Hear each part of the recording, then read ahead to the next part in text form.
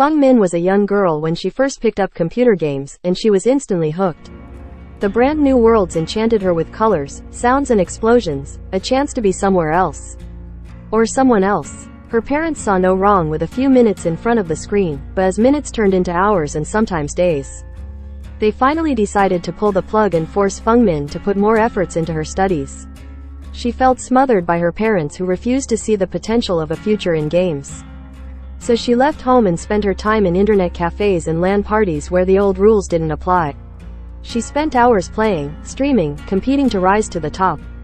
Her parents became what she called holiday parents, as she never saw them outside the holidays, and she became the black sheep of a one-child family. In the gaming world, however, she finally found respect. Nicknamed the Shining Lion, she was invited to join a prestigious e-sports team and to live in their dorms, where she found a sanctuary free of the misconceptions and prejudice she had felt from her parents and the non-gaming world. Feng Min pushed her limits to prove she was the best. Sleep was less important to her than training. At the top of her game, she filled stadiums with fans who adored her. But it couldn't last forever. The pressure to be the best grew stronger and stronger. She pushed herself too far, slept too little, and her performance began to slip. She started to lose. At night, she would stay up, tormented by the thought of disappointing her parents and her fans. She spiraled out of control and fell into a pattern of self-destruction. She started wandering the streets and visiting bars where no one knew of esports, waking up in places she didn't remember. One day she woke up somewhere completely different, in a never-ending nightmare. Feng Min did not despair. As she learned more about the challenge she was up against, she realized this was what she had been training for her entire life. Now, she was going to win. 1. Perk Technician. You are apt at handling machinery with the greatest care and precision. When repairing a generator icon, help loading generators, the following effects apply. Reduces the audible range of your repair noises by -8 meters. Suppresses the explosion and accompanying loud noise notification when failing a skill check icon, help skill checks. Failing a skill check instantly regresses the generator by 5/4% of its maximum possible progression in addition to the default progression penalty. I am gonna stealth this one. 2. Perk Lithe. After performing a rushed vault, break into a sprint of 150% of your normal running movement speed for a maximum of 3 seconds. Lithe causes the exhausted icon status effect's exhausted status effect for 60, 50, 40ths of a second. Lithe cannot be used when exhausted. You mad? 3. Perk Alert. Your acute senses are on high alert. Whenever the killer destroys a pallet icon, help pull down, or a breakable wall icon, help breakable wall, or damages a generator icon, help loading generators, their aura icon, help auras, is revealed to you for 3/4 of a second. I have true sight.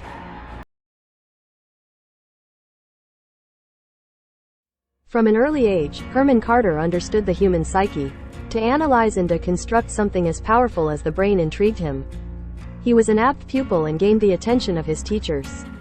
He excelled in high school and was published in Partisan, a psychology gazette. Within a year, Carter was fast-tracked into Yale's advanced neuroscience program, really a front for the CIA. Brainpower is a must if you're about to conquer the world and demolish foes across the pond. The CIA understood this, so interrogation and intelligence became their #1 priority. All they needed were brilliant people, like Carter. Carter and other top-tier recruits were transferred off campus and into a secret black site facility in Illinois known as Larry's Memorial Institute. A protege craves a mentor. And that's where Dr. Otto Stamper stepped in, who taught Carter that information is everything and knowledge is power. He was given all instruments needed, a guiding hand, and more or less everything he asked for. He never realized that sunlight had started to become so scarce that he too was kept in the dark. Because knowledge doesn't only give you power, it also transforms you into a threat. To extract information was his mission. Dr. Stamper encouraged Carter to go further and not to consider this a normal medical facility. No eyes were watching them, there were no rules to abide. The agency just pointed Carter in the right direction. Then he started to take a few steps back as he saw how Carter could walk on his own. Docile test subjects were exchanged for real, live spies. People that played a role in the troubles outside the facility.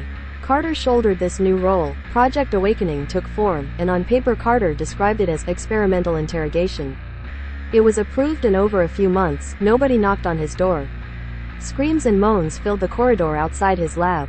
But wars skew people and what they accept, as long as the enemy is kept at bay. The fluorescent lights flickered more and more often. Electroconvulsive treatment became a standard dish on the menu. Prisoners held at the facility begged the guards to take them to any other lab but Carter's. Rumors were disregarded in the beginning. Over the years, Carter became known as the doctor, and no one ever questioned if he had even held a medical certificate or even what happened to the prisoners after they had given up their information.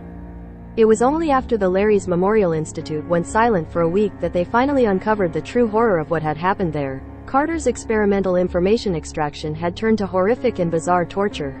Patients and prisoners were found dead or in vegetative states with all types of head trauma. In his office, they found the most terrible discovery of all. Dr. Stamper himself, his head peeled open and an array of electrodes and sensors inserted into his still working, but annihilated brain.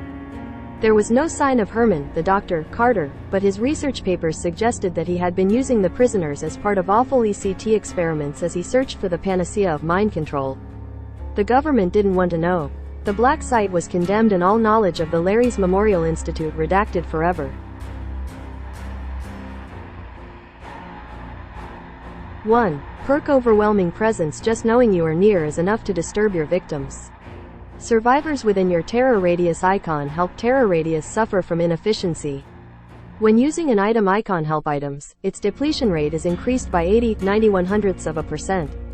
Shit, I dropped the gauze. 2. Perk monitor and abuse. Meticulous in your approach, terrifying in your application. Increases the radius of your default terror radius icon help terror radius by +8 meters for the entire trial. Whenever you are not in a chase with a survivor, the following effects apply. Reduces your terror radius by -16 meters. Increases your field of view by the 5th of March 10 degree. Monitor and abuse does not stack with Shadowborn. It's time for your treatment. 3. Perk overcharge. You are fueled by your hate for progress. Performing the damage generator action on a generator icon help loading generators applies overcharge. The next survivor interacting with that generator is faced with a difficult skill check icon help skill checks. Failing that skill check instantly regresses the generator by 2.75% of its maximum possible progression in addition to the default progression penalty. After overcharge is applied to a generator, the following effect also applies. Increases the regression speed from 85% to 130% over the next 30 seconds. It is a trap, but a trap one must step in.